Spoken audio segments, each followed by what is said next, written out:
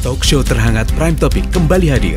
Kali ini mengangkat topik menyehatkan anak, menyongsong masa depan. Jadi menghadirkan pembicara. Mas itu berat loh, artinya berat. Nah sekarang gini, kalau saya lihat kita berbicaranya Kota Semarang. Kota Semarang itu mungkin dari Dinas Kesehatannya sudah mempersiapkan segala sesuatunya untuk mengantisipasi. Stunting harus turun. Tapi kalau zero nggak mungkin bisa. Dengan cara daycare ini yang proses percepatan untuk memperbaiki gizinya tinggi. Jadi kebijakan pemerintah Kota Semarang. Kita prioritaskan adalah pada remaja, kemudian calon pengantin. Anak merupakan aset penting dan memegang peran vital dalam keberlangsungan regenerasi dan masa depan suatu bangsa. Merekalah generasi penerus yang akan membawa bangsa ini ke arah yang lebih baik. Oleh karena itu, kehidupan dan perkembangan anak harus menjadi prioritas kita semua. Konstitusi kita melalui pasal 2B ayat 2 dengan tegas mengatakan bahwa setiap anak berhak atas keberlangsungan hidup, tumbuh, dan berkembang. Namun untuk memastikan hal ini terwujud, banyak tantangan yang perlu kita hadapi bersama. Tantangan ini mencakup kecukupan gizi, masalah stunting, kesehatan secara umum, sarana bersosialisasi, pembentukan karakter, pendidikan, serta perlindungan dari kekerasan dan eksploitasi. Berdasarkan data yang ada, kondisi kesehatan anak di Kota Semarang menghadapi berbagai tantangan. Angka stunting di Semarang masih menjadi perhatian utama.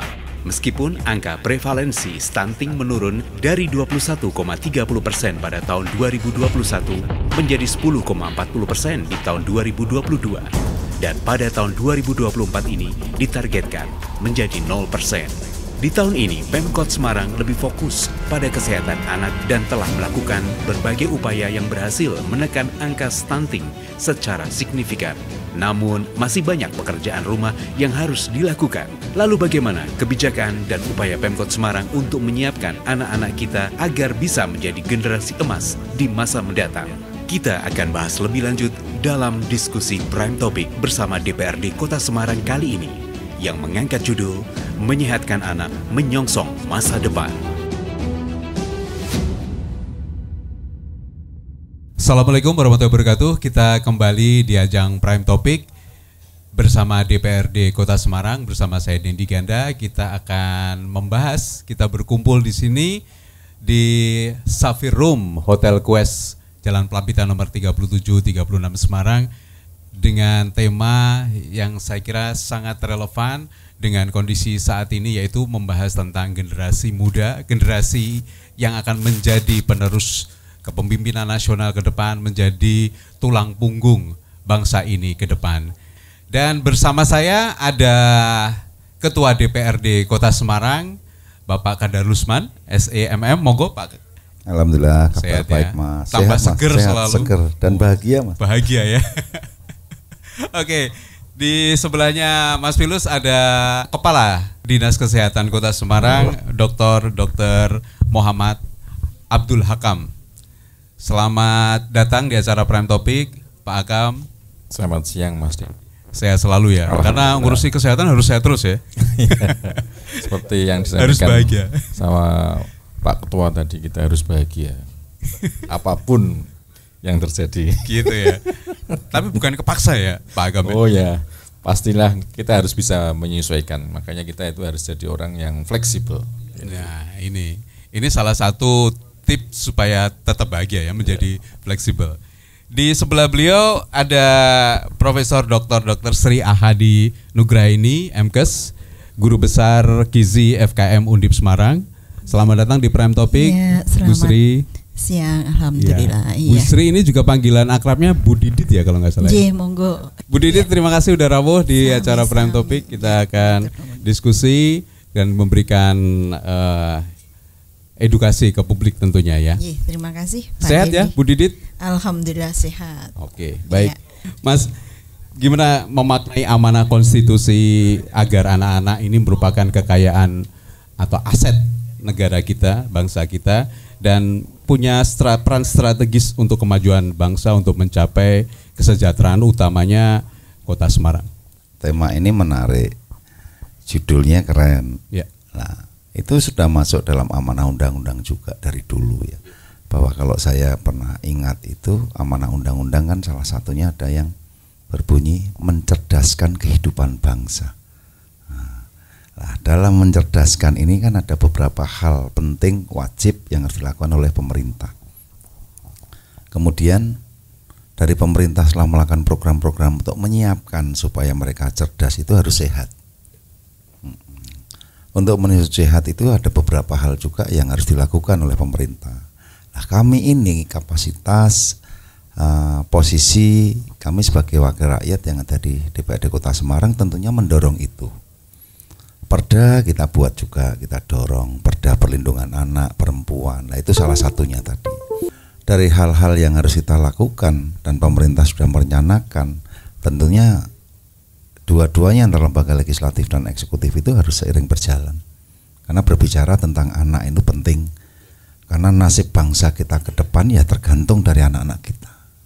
Ini generasi milenial oke lah nanti. Lah setelahnya kan anak-anak itu.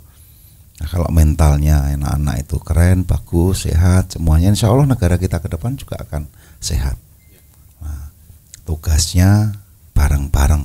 Nah, dari akademisi juga memberikan masukan, dari pemerintah sudah merencanakan kegiatan programnya, tetapi bukan berarti pemerintah itu kaku.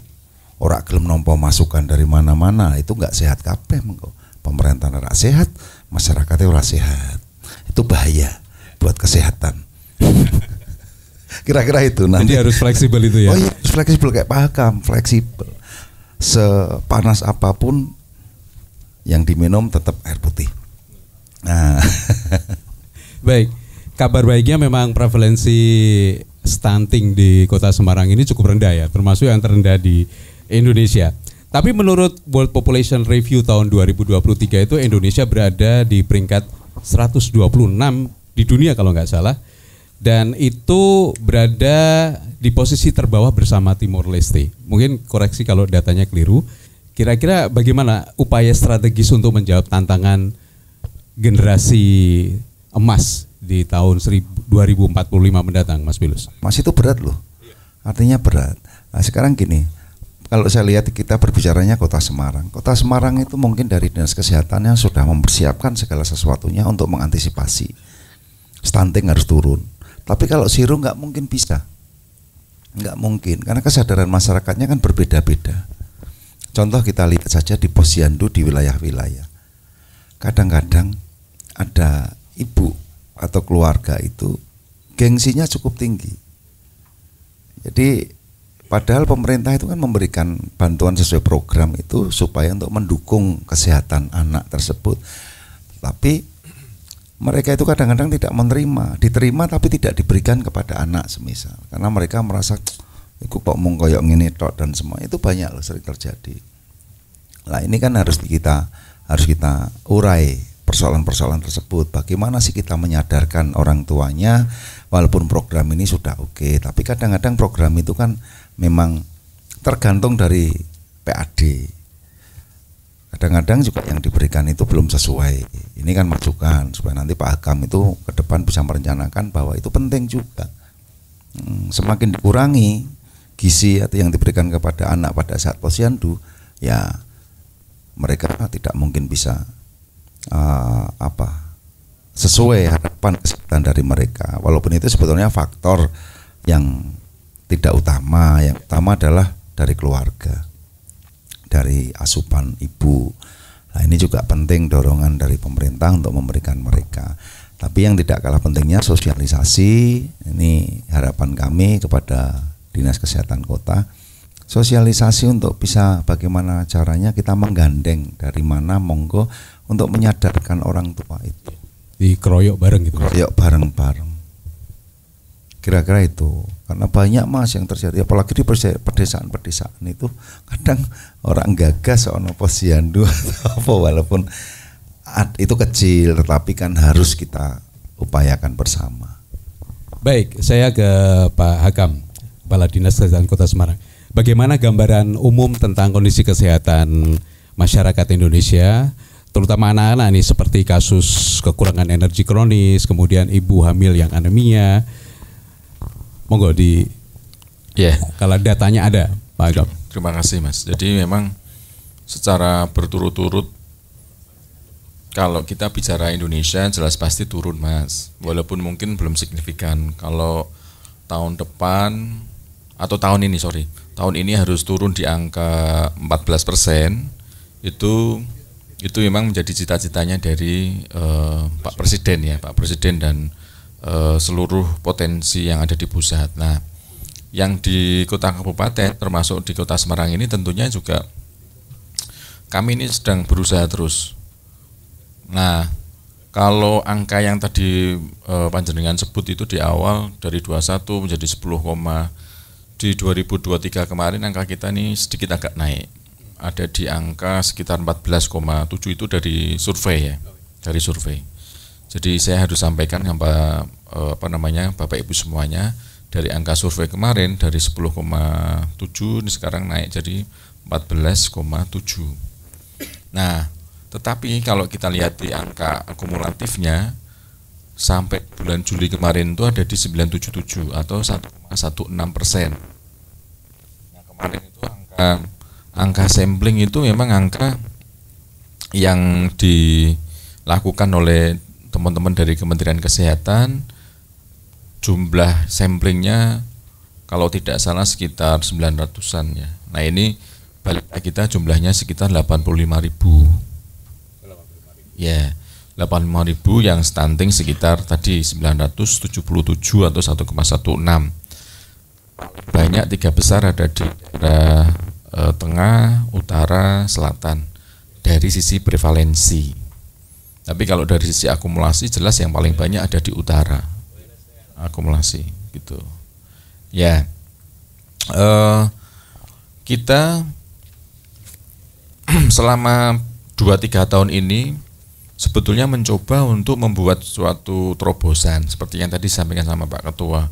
Posyandu jalan, bahkan sekarang ada daycare walaupun belum semua kecamatan punya, tetapi sepertinya ini adalah satu-satunya yang bisa menurunkan angka stunting atau yang bermasalah atau yang berpotensi menjadi stunting itu tinggi, itu dengan cara daycare ini yang proses percepatan untuk memperbaiki gizinya tinggi. Yang program rumah pelita itu. Betul gitu Mas. Jadi ini kita baru punya 10 dari 16 kecamatan. Ya paling enggak sudah bisa mengakomodir lah sebagian. Nah, dibandingkan dengan kenapa daycare atau rumah pelita ini lebih bagus dibandingkan hanya memberikan makan, karena kita sudah coba ya Mas, di daerah utara itu ada 3 intervensi. Yang pertama daycare. Kalau di dalam daycare itu bayi atau ibunya datang, kemudian selain dikasih PMT juga ada pola asuh di sana. Yang kedua intervensinya adalah dikasih PMT, makanan tambahan, sama dievaluasi setiap hari. Yang ketiga intervensinya hanya dikasih PMT. Ini yang kenaikannya signifikan yang dikasih PMT tapi nggak didampingi, nggak dievaluasi setiap hari, naiknya dia nggak signifikan. Nah, maka kita bisa lihat dari di 3 tahun terakhir ini bahwa masyarakat kita tidak bisa kalau kemudian dilepas.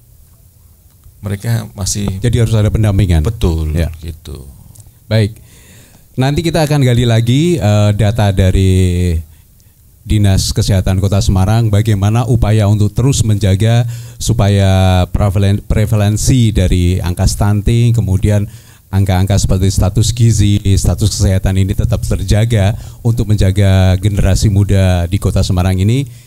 Kita akan bahas di segmen berikutnya di Prime Topic, masih disiarkan dari Quest Hotel Semarang. Anda masih ikuti Prime Topic, dialog bersama DPRD Kota Semarang dengan tema Menyehatkan Anak Menyongsong Masa Depan, disiarkan dari Hotel Quest, Jalan Pelapita nomor 37 sampai 39 Semarang.